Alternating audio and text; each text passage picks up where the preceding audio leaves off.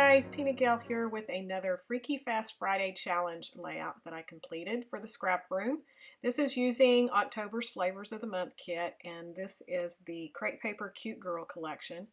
So I cut up all of my papers according to the directions for the challenge, and then just kind of played around. And I chose this black and white scalloped paper to go down my page, and then I wanted to add some stitching, so I took it to my sewing machine, and I've been on this kick of using the gold thread. So I did this kind of funky stitch. It's kind of straight and then has a little kind of pointed arrow thing coming out of it. I don't know what that stitch is called, but I did that just for a little bit of added interest down both sides of that strip of paper. Then all the other papers that I cut, I decided to just messy layer them behind my photo and keep it all on that strip to the left side of my layout. So I'm going to try to keep everything over there, and then I'm going to put my title down underneath and bring my journaling down into that large white space on the bottom white. So that was the only plan I really had going into it. Really love this collection. I love the pink and the teals. And I loved that little bit of gold. And so I went to my stash and found some of these gold doilies that I had to pop in there as well. And I just pulled out all of the embellishments that came in the kit, and I also added in some embellishments from the add-on kit. So if you love embellishments, be sure to pick up the embellishment add-on kit with your flavors of the month. It just adds so much to your kit, and I love layering up embellishments, so definitely a must for me. So you can tell I've pretty much put all of that in. This little kind of teal turquoise paper that I have that looks like a ledger, it was a small one that was like, I think it was 1 by 3.5 maybe, and I was thinking that it would make a good little banner, maybe to the top right or something like that. I played around with it a little bit, but then I decided I was just going to tuck it up underneath the photo just for one more layer.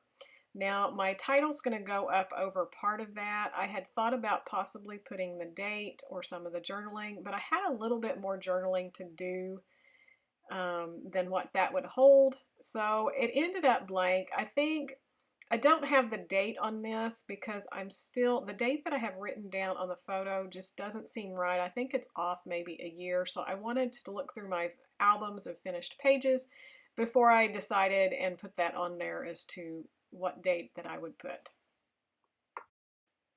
So you can tell I played around quite a bit with those little layers, exactly how I wanted them. I was really just trying to get it where none of the lines of the papers that were cut lined up with each other, that they were slightly offset. And then I decided I wanted a little bit more of that gold stitching, so I took it back to my sewing machine and I just stitched around some of the papers so that you can see that there. And I always pull my strings to the back and then just use my washi tape to tape that off and hopefully make sure that none of that comes undone. And I pulled up the edges of the paper. I wanted a little bit more dimension. Normally I probably would have put some foam tape underneath the photos, but for some reason I decided I just wanted to stitch and leave it flat. I was going to pop up that happy girl embellishment, and which I actually punched that. It was from one of the 3x4 cards in the collection, and I just used a scalloped punch and cut it out for another embellishment. I loved the black and the white, and this was definitely a little girl that was happy. She was just got the answer that she was going to get to take this little puppy home, and so she was extremely happy that day.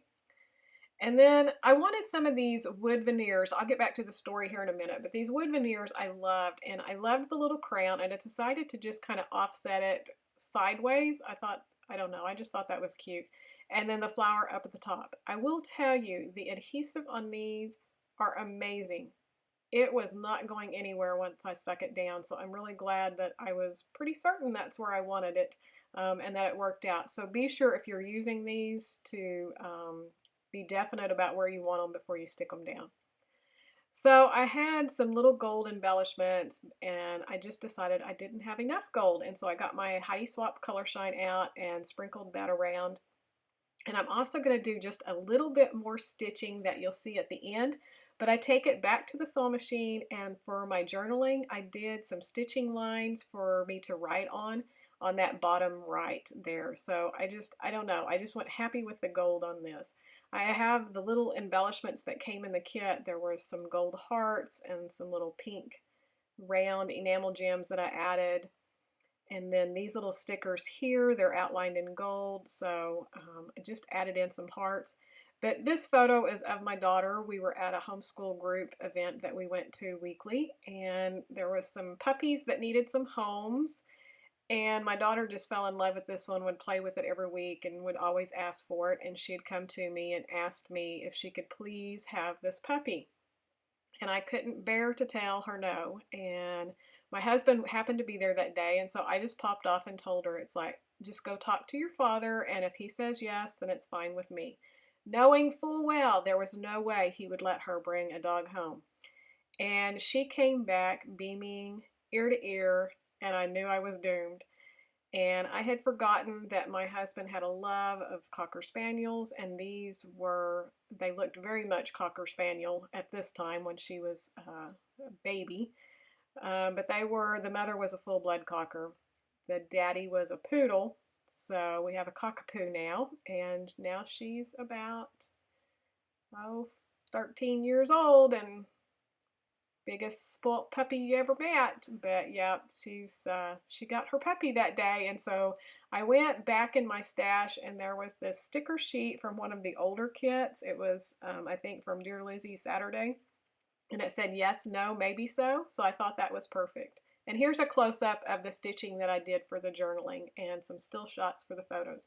So be sure to hop over to the scrap room and check out the Freaky Fast Friday challenge and play along with us, and we would love to see what you create. So thanks for watching, and I'll be back tomorrow with another process video.